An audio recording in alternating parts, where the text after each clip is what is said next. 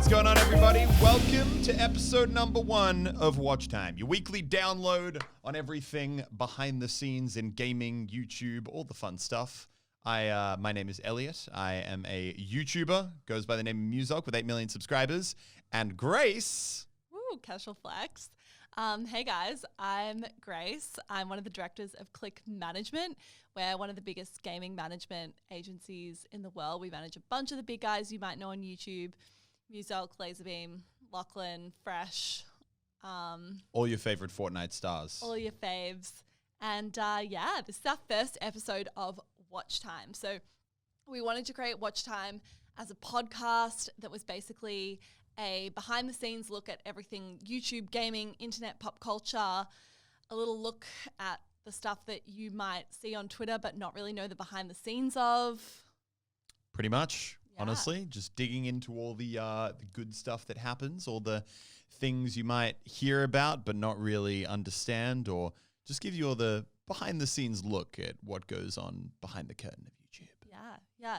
So this is episode 1. We're giving it a go. Keen to hear everyone's feedback. We'll go with this as we go each week. But yeah, I think on this week's episode, we want to talk about the stream wars, what's happening. Elliot just announced his YouTube streaming as this episode goes live, which is super exciting. We're going to talk about a few things on the feed that you might have seen this week, and then a little bit of a deep dive into flex culture in gaming and YouTube and what that means. Which I think we have some very differing opinions on. I think we do. But I don't know what your opinion is. I just know we disagree. I know. Elliot and I sort of roughly discussed the topics that we wanted to chat about today before the episode, and we didn't allow ourselves to go into the detail of what we think because we wanted to leave it for in the moment. So You'll see the real-time reactions of what's going down. But without further ado, let's jump into it and let's talk the stream wars, the epic stream wars. Twitch versus Mixer versus Facebook versus Caffeine versus... I feel like there's a new player every week. Honestly, it really does feel like that sometimes. But one thing is for sure, it came out of nowhere towards the end of 2019 and it has taken the whole gaming world by storm, I feel like. And yeah, super keen to deep dive into it. Obviously, as this episode goes live, yesterday you just announced that you're streaming on YouTube, which is super exciting. Congratulations. Thank you. Bag secured. I mean, I was behind the scenes, so I knew about it a little bit before, but... But I guess it's super interesting to talk about because this is something that I feel like 6 months or a year ago, no one could have predicted that this would have happened. I feel like Twitch was absolutely the main player in the streaming world, and really there was no second place. I mean, Mixer was playing around for a little bit, YouTube Live was playing around for a little bit, but in terms of what was really known as the home of streaming, Twitch was without a doubt the top player. Yep. And then what happened? I mean, it seems like everyone was kind of towing around for a little bit. I think Mixer was, really trying to invest in smaller creators and grow the platform organically. Mm-hmm. And then, I don't know, I wonder if it was in their plan all along, if they knew it would reach this point and they just waited because they wanted to build out the infrastructure. But it reached a point where they just gave the biggest streamer in the world, Ninja, a really, really, really, really, really, really unfathomably big pile of money. And he is now a Mixer streamer, which, I mean, obviously getting those big creators onto your platform is great because you can have a ton of really, really small, talented streamers. But the reality is that people are pretty reluctant to go over to other websites. Everyone kind of likes having a home. So if all the big streamers are on Twitch, no one's ever going to go and explore the new guys over at Mixer. So they needed to bring in that huge kind of viewership to really establish themselves as, it's not just Twitch. Mixer is an actual thing. We have real streamers too who get actual views and pay attention, which in turn means that you're also going to get more new streamers maybe trying to start out on Mixer instead of Twitch, a really big kind of just injection.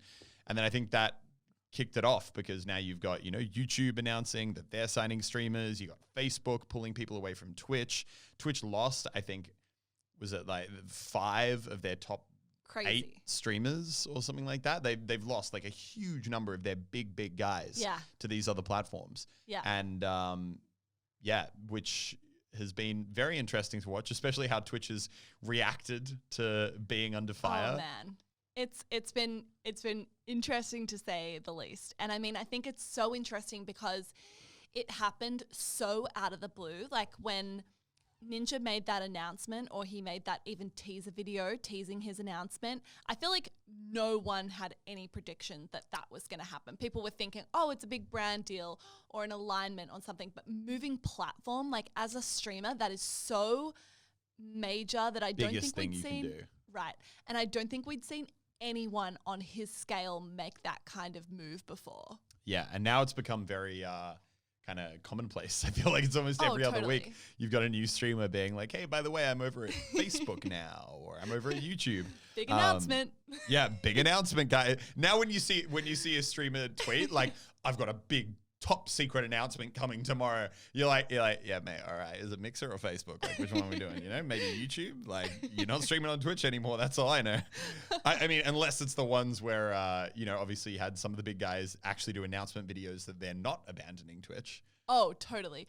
And I think that's so fascinating because we were talking about how Twitch almost went through like all the stages of grief, where at the start they were very much like, you know, when Ninja first left, it was a fierce reaction. You know, they immediately removed his partner status, deleted his page, replaced it with a page saying, go watch these other streamers instead. They didn't talk about it on Twitter or anything. They just went dead. And then full denial. And then that obviously backfired in a huge way. And then, you know, now you kind of see they went through a bit more of a phase where people would start leaving and they'd be like, oh, you know, like, it was good to have you. Like, you know, thanks for being here, Shroud. Wish you well. Yeah, his little highlight moment of, you know, all the great times you had on the platform. Like, you know, go have a good time. And then, you know, like the full swing now where it's like, if they manage to retain someone like what they did with Tim Tapman, Dr. Lupo, and Dr. Disrespect, where they're like, sorry, it was anyway, World of Warcraft guy. But when those people, they're like, oh yeah, we're staying on Twitch now. Yeah. And that's like they're making announcement videos that they're literally just retaining their streamers, which is semi-amusing.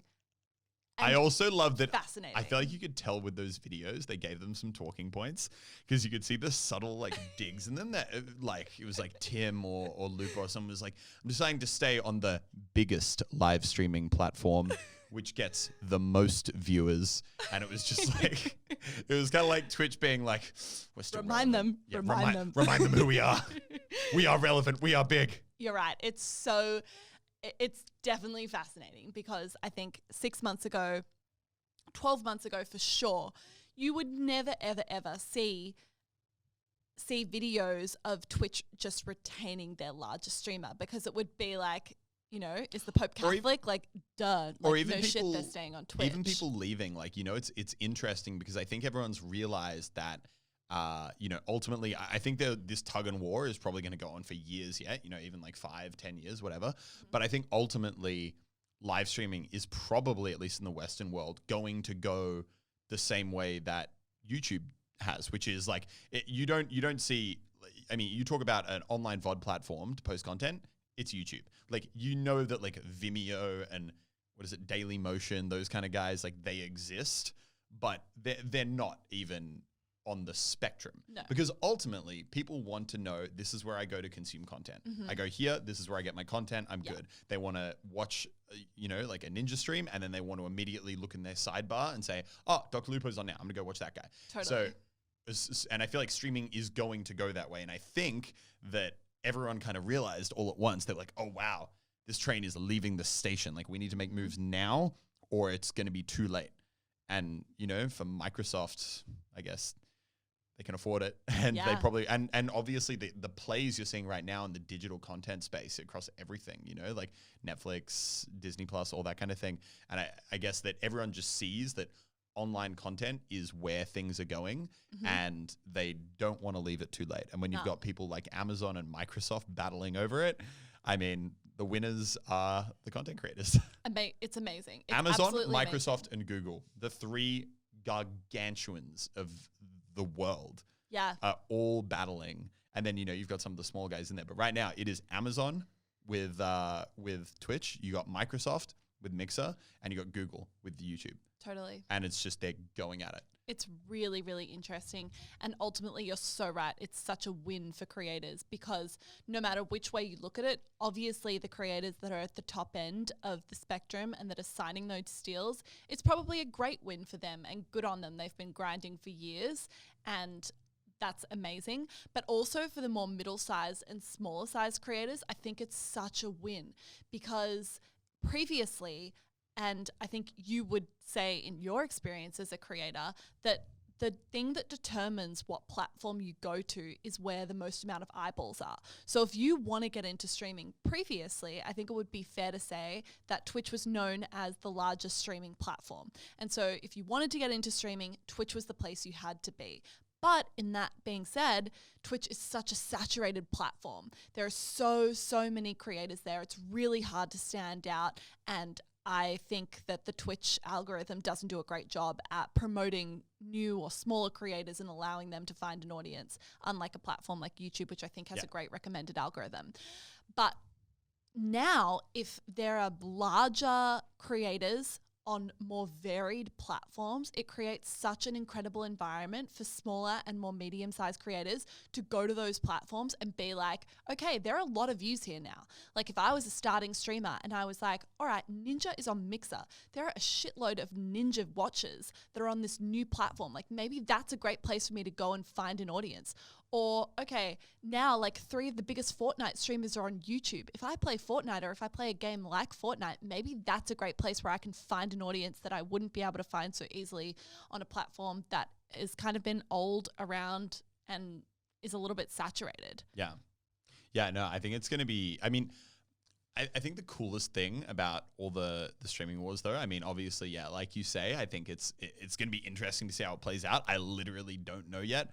I think YouTube's in an incredible spot because I think YouTube just has the advantage that they already dominate the VOD market. Absolutely. Like, and that's not even that's not even a question. Dominate. And it's not even like Twitch could be like, oh yeah, we're going to add like a VOD section to our channel, because the reality is that as much crap as YouTube gets for like, you know, messing stuff up, they are so far ahead that like you can't catch up. And like you can put a live streaming function on your website, and that's a lot easier to do than what YouTube's done with monetizing video content, getting their algorithms right. Like, do you know, like back in 2000 and whatever, like how many years there were where the entire suggested sidebar was just like bikini thumbnails? Yeah. Because and it took them these 10 years to actually understand how to regulate content, how to build an algorithm. Why when I'm on YouTube, the suggested video is almost always one where I'm like, you know, I might actually give that a watch, you know, like, because they know what you want. And they've spent years developing that. No one can pick that up. Mm-hmm. You can pick up streaming, I think, a lot easier than you can pick up VOD content. But I think the coolest part about the whole thing is that everyone's been quite cool with people going and becoming streamers, which I think was really like, good timing. Because, you know, and it's interesting because for someone like me, it's not like I'm going from YouTube to Vimeo. So I'm not really in that same spot. But I can imagine if I announced that I was packing up shop on YouTube, going to Vimeo, I'd have a bunch of subscribers be like, what the hell? What the hell? No, like, what are you doing?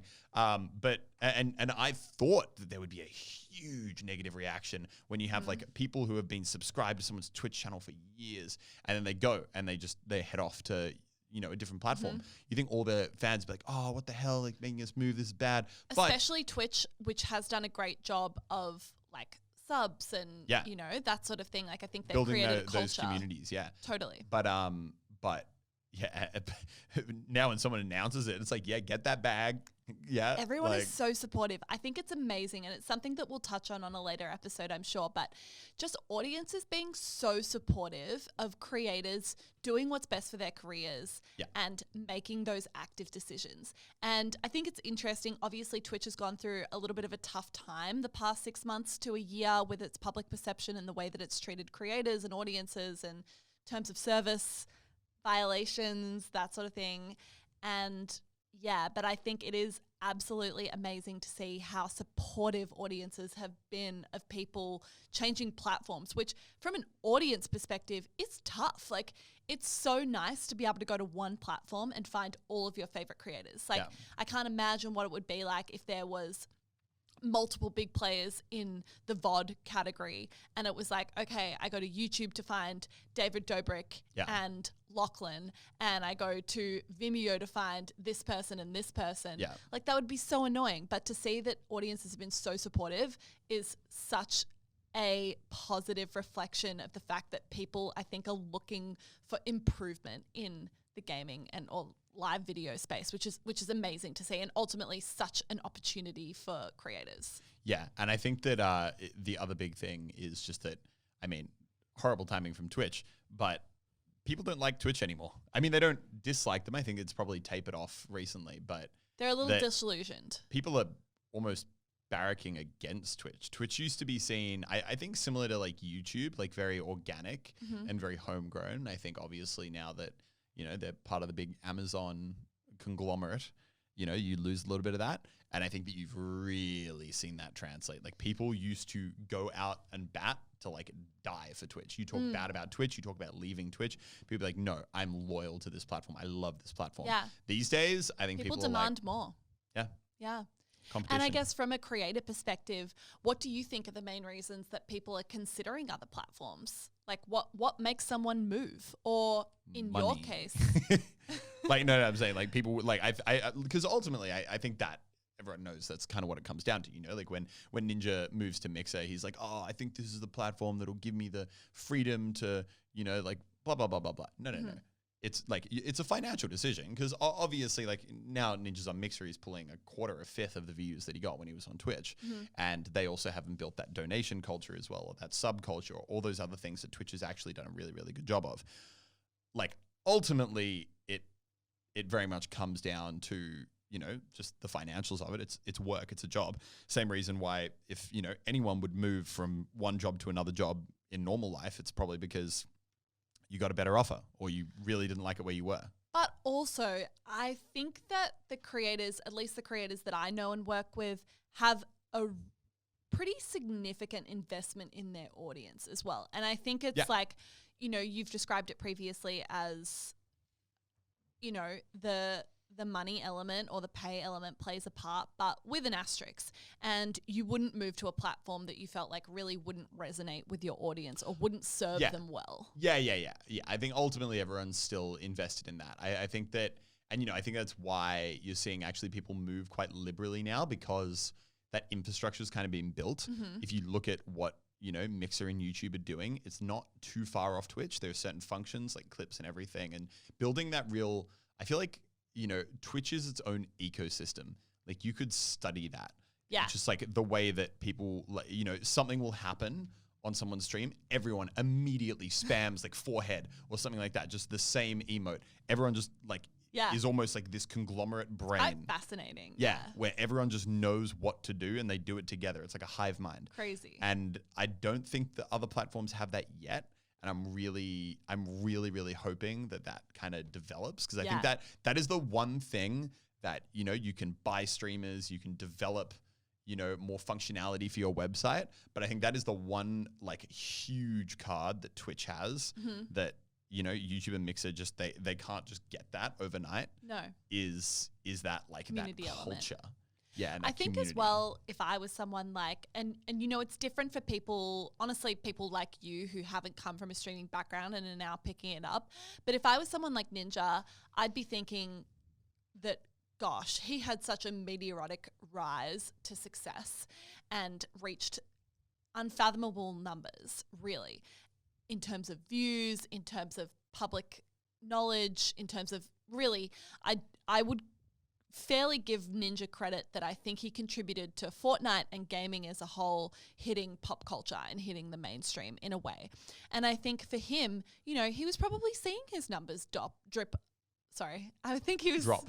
seeing his numbers drop a little bit, and was probably thinking that if he could lock in a, you know, 2 or 3 or 5 year deal with a platform that locked him in at a certain earnings potential, but allowed him the creativity to maybe not play Fortnite every day, maybe try some other games. No, that is true, I think. I mean, I know that I think people, obviously, like, YouTube's great. It's like so lucky to be able to do it. It's incredible. But I think one of the things that that viewers don't always realize is that like the nerves that come with being a content creator where your career can rise and fall on any day.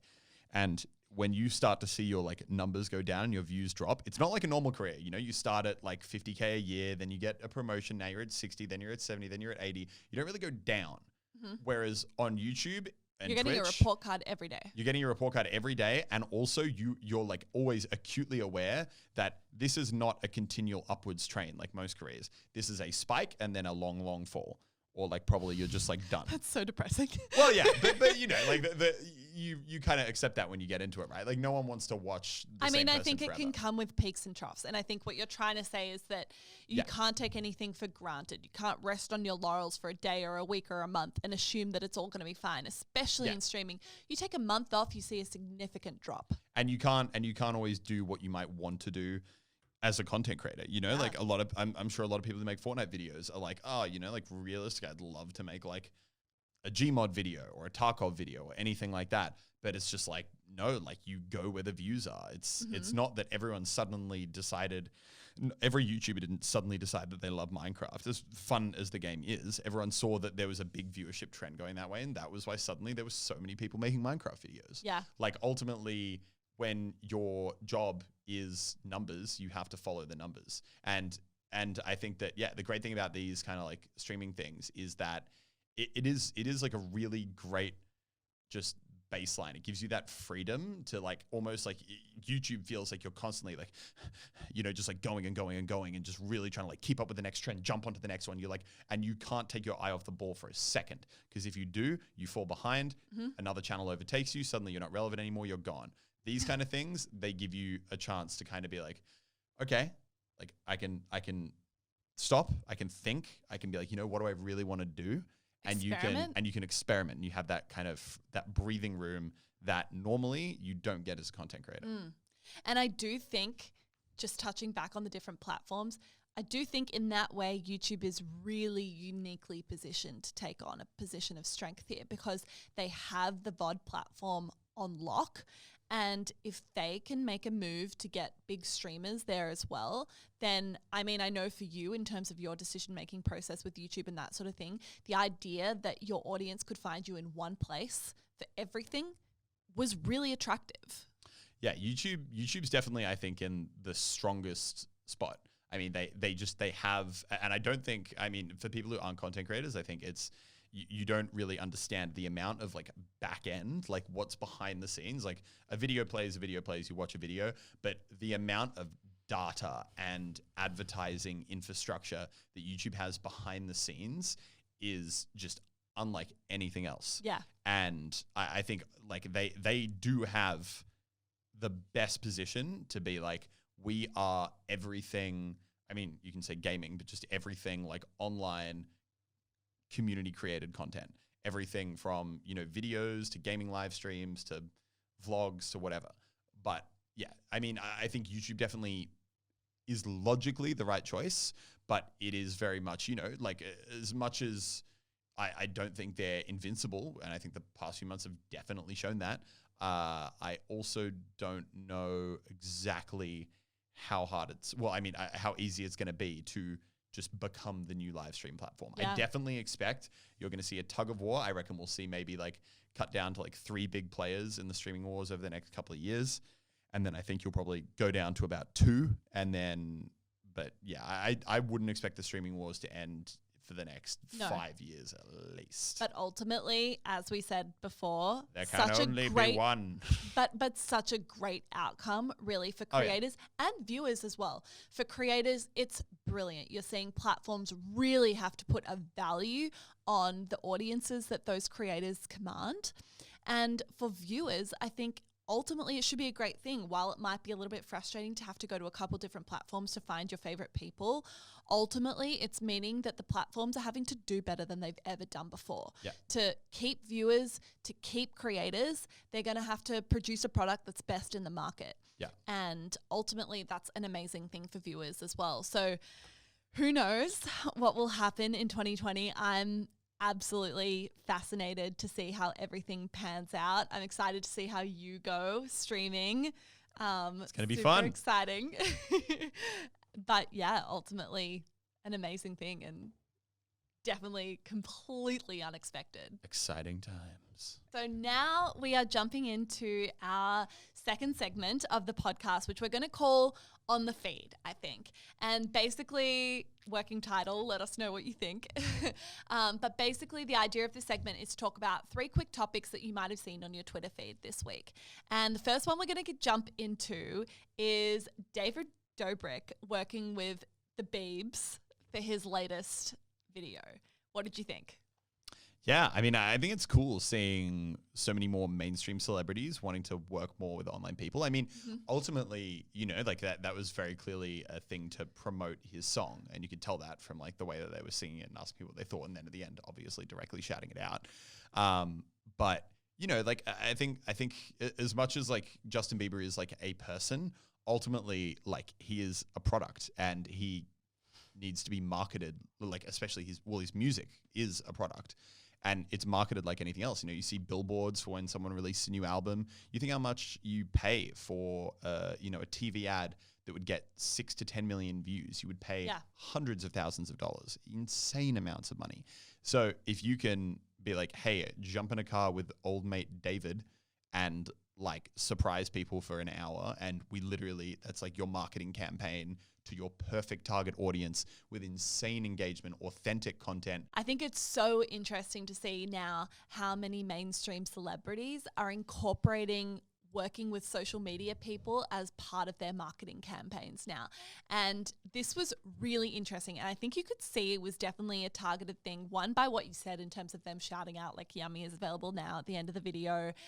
And I also saw him, I think he worked with Lele Pons and Shot Studio, that sort of thing, for another video that they did together. But yeah, it was really interesting. And obviously, I'm such a Dobrik fan. He's awesome. And it was a brilliant video. It was like classic David style. He did such a good job.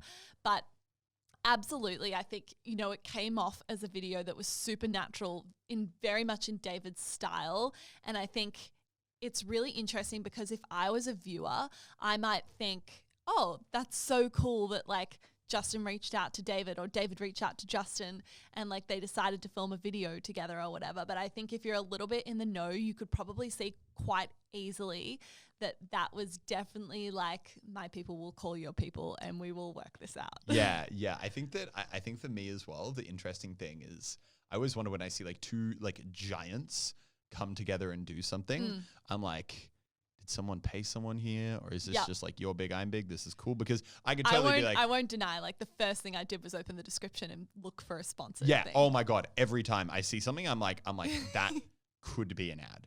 But the thing is, I feel like David also like, not in a bad way, but he doesn't really disclose sponsorship as like aggressively as a lot of people do. Oh, really? I feel like he's pretty open about his big sponsors. Like, oh, no. I think he's open about it. But I think that, you know, for a lot of people, it's like, you know, you see if you do like an EA sponsored video, right? Yeah. You're doing Battlefield. It's like opening of the video. This video is sponsored by EA. They have paid me money to play this game. Also now watch this watermark for 10 seconds saying this is sponsored by EA. Like it is overt. Yeah. You know, I feel like David's very like, oh, dude, they paid me this money and now we're getting a car, yo. Like he's like funny about it, but it's not as like FDA. Yeah. Is it FDA the word? You know, the advertise. FTC, where it's like. FDA is the federal drugs administration. Yeah, I know. So many acronyms in America, man. I can't keep track. But yeah, how they try and keep that really strict. I didn't necessarily think that someone was paid for that video. I don't know if David was paid for that video, but from my impression, I wouldn't think it was. I think it was definitely like a mutually beneficial thing. Like if I was David, I'd be like, shit, a chance to film with J Babes, I'm down. Like, that's a don't video. ask me twice. That's a video.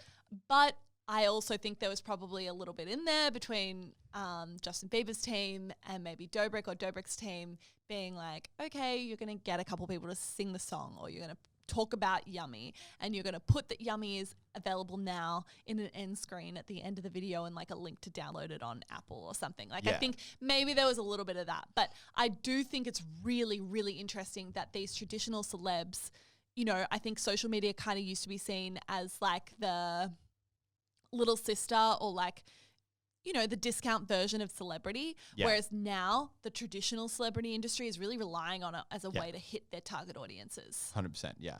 And I think, the one thing that actually makes me think it wasn't sponsored though, because I immediately, I feel like when you've done like brand deals, like a few brand deals and stuff, it just totally changes the way you see stuff. I was like, because initially I was like, oh yeah, definitely sponsored. But then I was thinking back and I was like, nah, he left in the line of that guy being like, he was like, oh, do you watch Justin Bieber? He was like, yeah, I love Justin, but like that new song of his, Honey, it's not it. Like, I don't like it. Yummy, honey. I don't listen to Justin Bieber, right? It's honey, It's yummy. a good song. It's all the same thing. Yeah, but like that's the kind of thing where I feel like if it was like, any brand deal I've done, even if you joke, even if it's overtly a joke about something not being good, they're like, we got about that. I mean, I could also understand his marketing team being a lot more chill.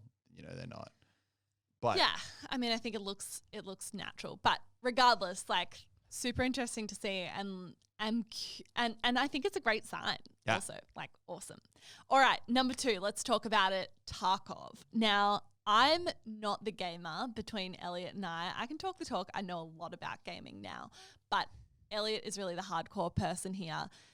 Talk to me about Tarkov, because I feel like 2 weeks ago, this was a game that I'd literally never heard of. I bought that game 2 years ago.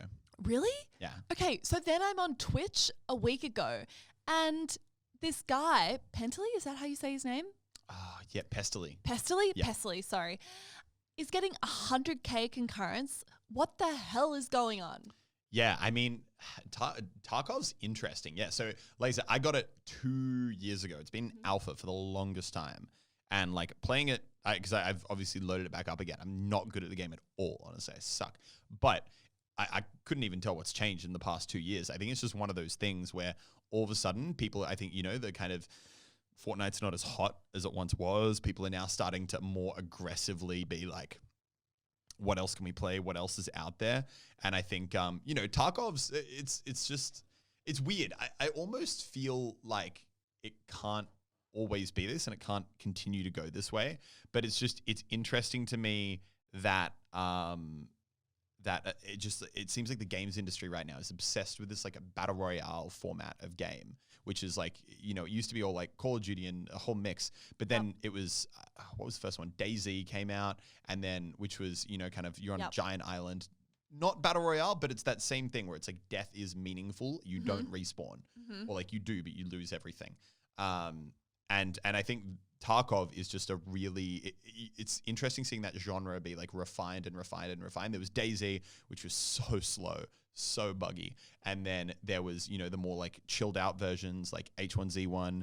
Then you had PUBG, which kind of transitioned that. Really transitioned it all. Which was the first like big real battle royale game. And then you had Fortnite, which refined that down even more. And I think Tarkov is, kind of a more refined version of those original like DayZ like games, because basically the gameplay cycle is death is incredibly meaningful, but unlike DayZ where you could spend 2 hours wandering around in a field looting and then just like get shot or find someone eventually after 2 hours, I think that they've got a really, really good thing in Tarkov. It's like you queue for a game, you instantly know there are enemies in this building. I need to fight people. So it's kind of a much more intense and action-packed version of, those kind of like original survival games. And obviously also like how they've then leveraged, they've obviously seen Twitch because the rise and fall of games to a point, especially indie games that aren't really like, mainstream, if they're not coming from big publishers, the rise and fall of those games is very largely determined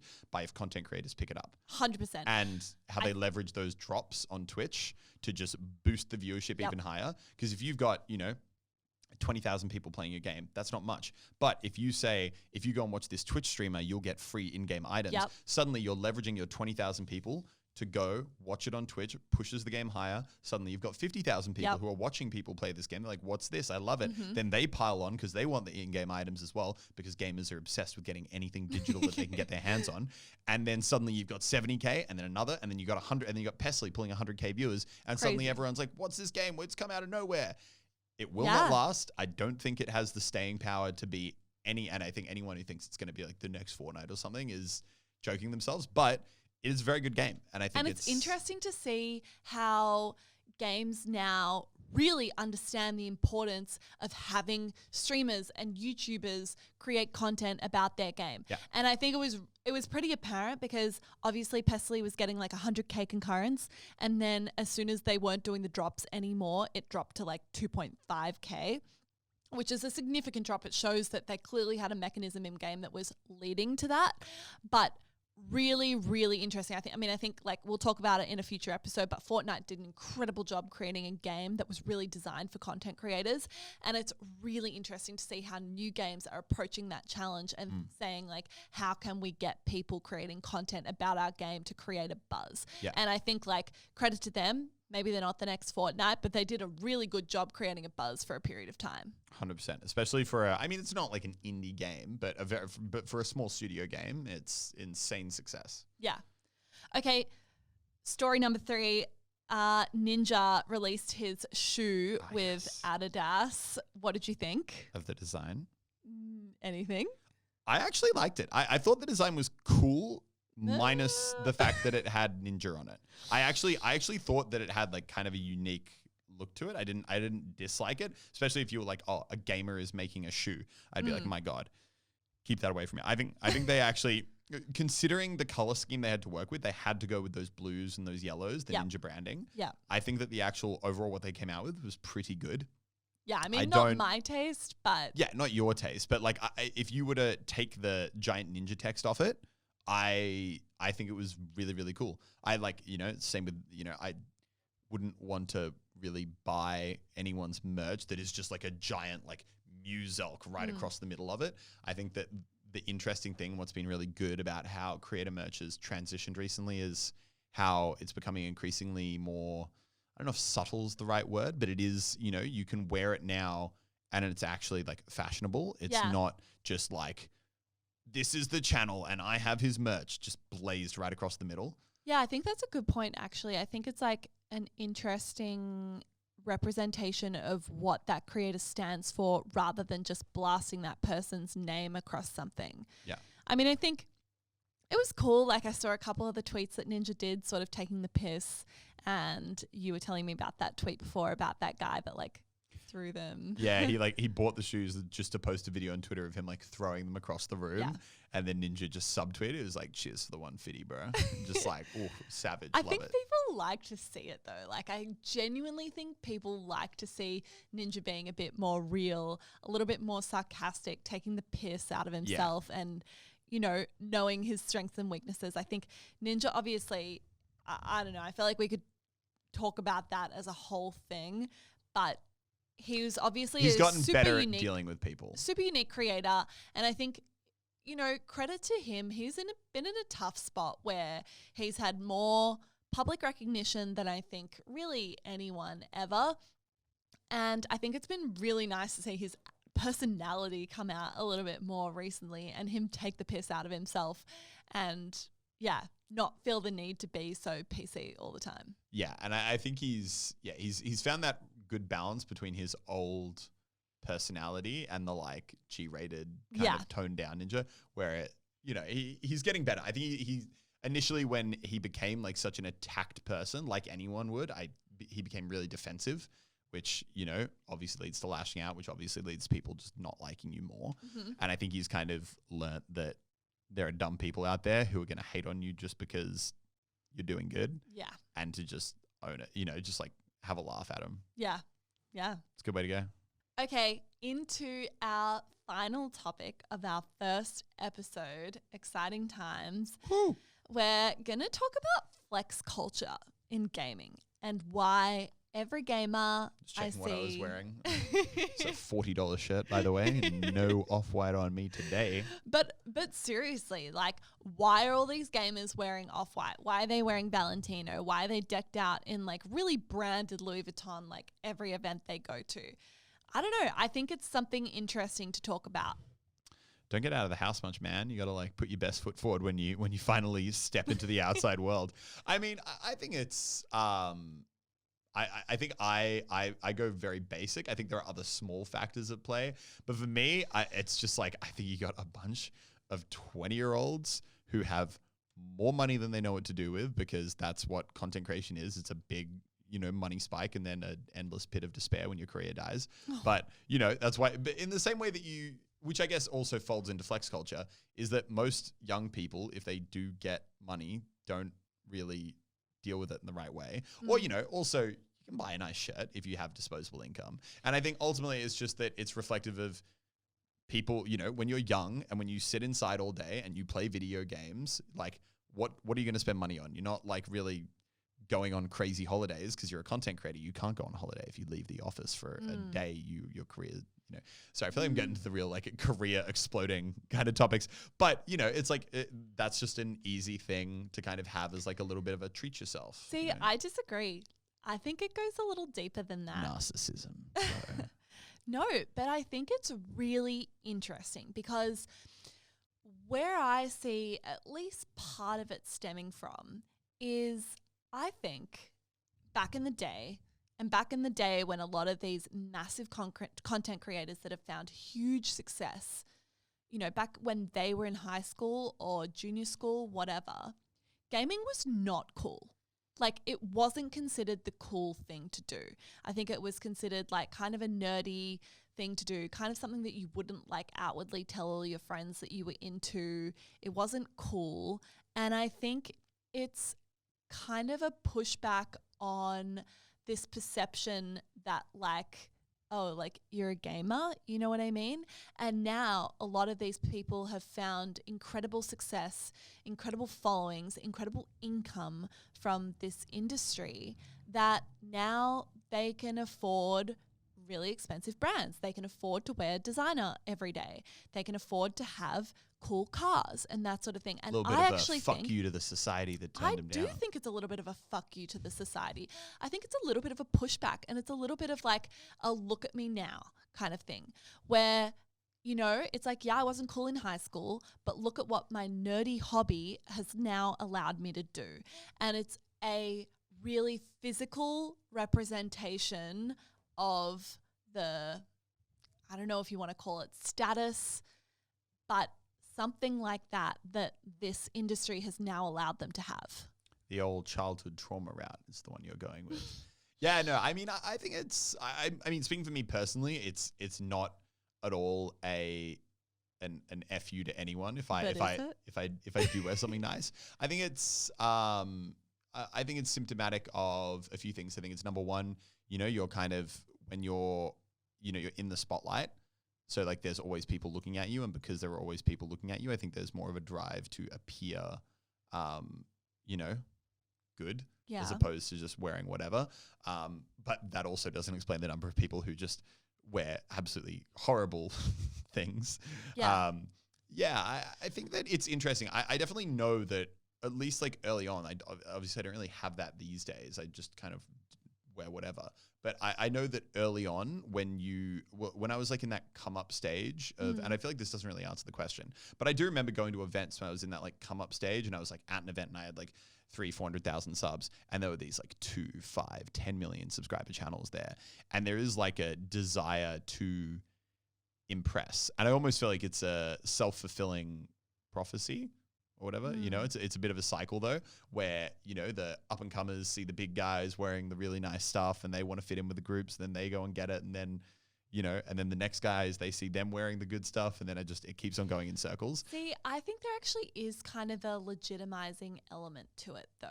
I think, a lot of people, when they start YouTube or they start gaming as a full-time career and that sort of thing, people that aren't in that industry don't necessarily understand how big it is. They don't understand necessarily that it really can be a real job. And I think that wearing nice brands or having a cool car or having a big house or whatever is a way to, without saying it, be like, no, look, this is a real job because I can afford a $4,000 jacket. Yeah. You know what else? This thought just came to me just when you were talking about the car and the house stuff, is that because YouTube is so, this is kind of taking a couple of steps back, but stay with me here. Because YouTube's so like analytic, data driven, right? It's about subscribers. It's about views. You can look at any other channel at any time and say that, like Matt, like you can factually, No, well, sorry, not even estimating wealth, but I'm saying that like success. Yeah. You can, you know, if you're doing a management job and someone else is doing a management job and you're both in the same level, you can be like, we are both managers, like we're doing our job, that's it. Mm-hmm. But in YouTube, you can look at another YouTuber and be like, I am factually, mathematically better than you. I am getting more views. I have more subs. But I mean, like in terms of how you're going at your job, you know? And I think that no one really, I think, yeah, and it's not malicious. It's not at all malicious competition, but there is competition. And anyone, and I guarantee every other channel has some where they're looking at and they're like, man, like I'm annoyed that person's doing better than me right now. Like I want to beat them. I want to get bigger than them. And I think there's YouTube just in the sense that, you know, you can never say to an individual person, I'm competing for your views, because obviously the ecosystem's so big, but you are competing for views. Channels rise, another channel falls, because ultimately people only have so many hours in a day. They pick who they want to watch. Yeah. And I feel like it is almost that competition element in a way coming out. Like when you go to an event, everyone wants to be the best. They want to look the best. They want to, you know, be the coolest. They want to, you know, be like, oh, how'd you get here? I got here on my jet. Or like, you know, how'd you get here? Oh, Uber Black. Oh, Uber Black. Yeah. Like my driver took me. You know, it's like, it's kind of an extension, I feel like sometimes of that. And this could be way too much reading into it. But I think it's an interesting conclusion to draw, and probably the only one I can say that I don't think it's the full driving factor, like the full cause, but I think it could be a factor. Yeah. It's that competition that comes from being a YouTuber, competing with other channels, seeing their views, wanting to do better, wanting to be the best. And I think that leads to then wanting to like have that flex when you see people in public. Like for me personally, if there is one time where I actually want to make sure I'm like dressed nicely, it's when I am at a YouTuber event. So it's actually not so much about giving an FU to society. I actually I'll walk around the shops in track pants and like a shirt that I haven't washed in 3 days. Like I don't, you know, yeah, I know, right? But you'll never see me do that if I'm at a YouTube event. Yeah. Because that's where I'm like, where you're like, okay, this is like, that's interesting. Everyone's well dressed there. Yeah, I think that's interesting because I do think that it's not impossible, but I really think that to be a very successful creator, there is an element of narcissism that is somewhat necessary. Like, or at least competition. Right. And I think you need to be able to look at yourself and be like, I'm capable of being the best. I'm capable of having a lot of people want to be invested in what I'm doing and interested in the content that I'm creating or the way that I am or how I look, that sort of thing. And so I think that does play into it a little bit. But I don't know. I also really, really think that I see sometimes in people around me that there are people that have been bullied when they were in high school, or there are people that got a really tough time when they first started doing YouTube. And being able to wear nice clothes, being able to have nice things is an element of being able to say, I made it. You know? The thing is, I think that would be a factor for me, but it would need to be this specific person, you know, like you guarantee if I go back to a school reunion and I see, you know, like Sean Koo or one of the people who was like a dick to me when I was in boarding school. Like Sean Koo. He's got a billionaire dad. He's going to be flexing anyway. It doesn't even matter. But you know, like I think that, yeah, there is that element of wanting to be like, yeah, like, you know, you did do okay. And I think that but when people are like, when you tell some people that you do YouTube as a full-time job or you do gaming as a full-time job, is there not some element of you that wants people to know that, yeah, not only can you support yourself, but you can actually do really well? Oh, yeah. But like, and it's always like, I think the funniest thing is, you know, also like if it's like an Uber driver, you're having a conversation with like, what do you do? And you decide to not make up the lie about being a tax accountant so that they go away. But yeah, like 100%. Like sometimes they'll be like, what do you do? It's like, oh, I like make videos on games. And they'll be like, oh, and can you can you almost do that full time? Like, does that make like, you know, enough to live? Like, does it make minimum wage? And you're like, yeah, it does all right. You do okay from it. You know, like you got Ryan Toy Reviews out here, 8-year-old, 100 millionaire. But pre-copper. Yeah, pre-copper, not anymore. But yeah, no, 100%. It's super. That topic ended up being much deeper and also more introspective. I feel like I learned something about myself there. I didn't realize the deep trauma. I'd be interested to hear what other people think about that. Yeah, sure. I was going to say, leave it in the comment section down. But actually, we are posting this on YouTube, aren't we? We're going to post it on YouTube, and we've also got a Facebook community page at Watchtime Podcast. So you can chat about the episode, talk about things you might want us to talk about on future episodes there as well. Do podcast things on Spotify have comment sections? I don't. They do not. I don't podcast, so you can't comment on Spotify. Okay, so don't leave your comments on Spotify. That will not work. But Facebook and YouTube are the places. All right, we're jumping into the last part of today's podcast, which is where each of us are going to ask each other audience submitted questions. So each week you guys have the opportunity to ask us questions that you'd be interested in knowing. I'm going to ask Elliot a question and Elliot's going to ask me a question. Who wants to go first? You. Okay. So I tweeted earlier tonight on Twitter, which is where you tweet. It's good to know you work in this industry. I actually got such a bunch of good questions, and I feel like I want to come back to this and you only get one. Choose wisely. And chat about it. So I am going to ask you. This is a good one. Okay. When you upload a video, before you upload it, do you think about how it will make money or if it will make a good amount of money? Or is that not something that you consider when you upload a video? I can say this, and you know, obviously I'm lucky in the sense that I've never, my channel isn't like Lannon where I'm getting demonetized, getting really bad CPMs. But for me, but ouch. Well, no, but like I'm saying for Lannon, I can understand it being something that where it's like it's a stress point for him. Mm-hmm. But for me, I can honestly say I've never really thought about like how much money an individual video will make. Like I would say I would check the revenue on videos like once or twice a year when it's like I would push back on that though. Think about things like, do you care if a video is more than 10 minutes long? No, but see, the only reason I care about that is because of how it can impact views. So for me, if someone were to say, do you want to get triple the sub growth off this video and make no money? Or do you want to get like no subs and make like so maybe double explain money? To people that might not understand why that 10-minute marker is important. Well, so I mean, I actually don't think it is as important anymore, but I feel like people have been kind of nervous to test it out. There was basically a point on YouTube where if your video was not 10 minutes long, YouTube would just not suggest it. It was like, this is a short video.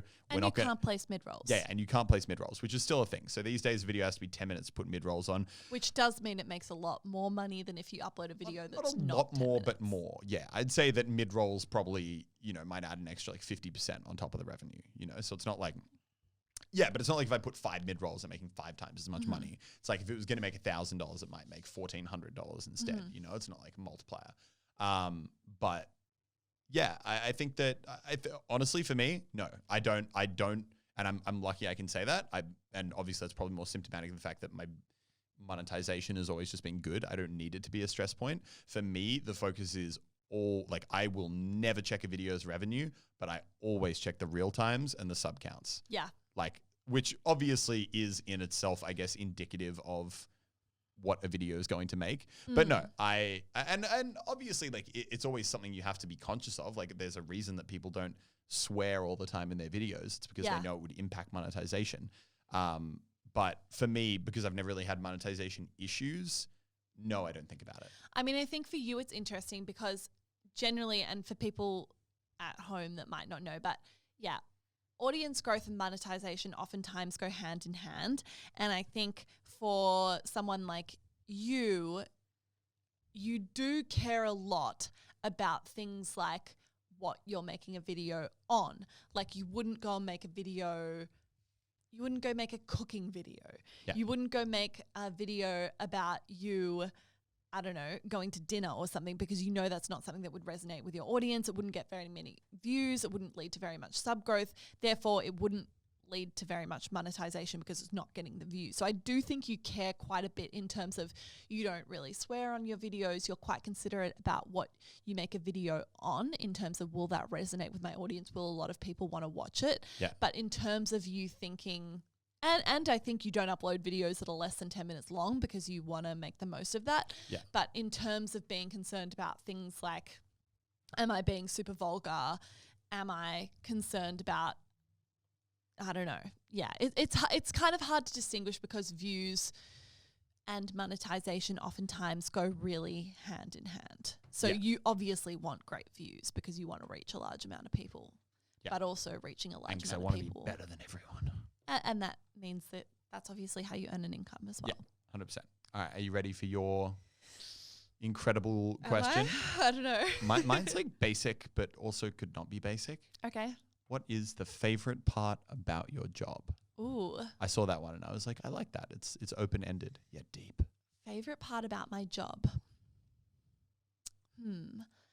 I think, is it kind of a cop-out to say that there's a few favorite parts? Yes. Pick one, well, no more. I love that we are in an industry that is moving really rapidly, and there is such an opportunity for young people to succeed.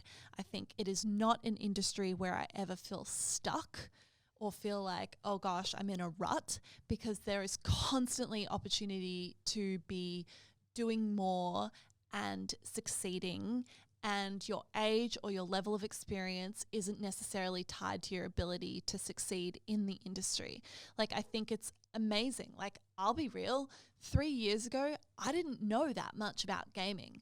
I'd watched YouTube a lot. I knew a lot about YouTube, but in terms of actually having worked in the industry, I was pretty new to it 3 years ago. And I think the opportunities that I've had, and I think, you know, I've been a good example for myself, that if you come into it and you have a real hunger for growth and a willingness to learn and a willingness to like just go for it, you really can find a lot of success and growth. And I still see that with so many of the people that we employ at Click now. You know, like we employed like Lucas, a 19-year-old who's one of our video editors at the moment. And he literally finished high school last year and he's killing it because he'll say yes to any opportunity he gets. He's hungry for it. And then when you become that kind of person where you're just reliable and people know that you'll do a good job and know that they can count on you, then those opportunities are there. And so I think in YouTube and gaming, people don't necessarily care how long you've been in the industry. They care about what kind of person you are, what kind of attitude you have, your work ethic. And if you've got those things, I really, really believe that anything is possible. And I don't know, I think that's what I like. I'm also very blessed. I get to work with some of the best creators in the world. I genuinely believe that. Shocks. And, you know, it's incredibly motivating. I don't know, I feel like I added in a few things there, but that would definitely be my favorite part. That was an easy question. It's easy to talk about the favorite things. Yeah, that was good. All right. Well, I think that is pretty much a wrap on our first episode of Watchtime. Woohoo! Exciting times. Yeah, as Elliot said earlier, rate and review. Give us a rate on Spotify and Apple Podcasts. Don't know what that is, but do it. Review it. Watch it on YouTube. Follow us on the Facebook community page. I think we're calling it Watchtime Podcast. You can talk to us there. You can ask us questions for the next episode or suggest us topics that you want us to talk about. And super excited. I feel like this year is going to be really exciting and many fun things to come. Many fun things to come. All right, guys, thank you so much for listening to our first episode. We will see you next week and every week after that. And yeah, catch ya. Woohoo! Bye-bye. Bye-bye.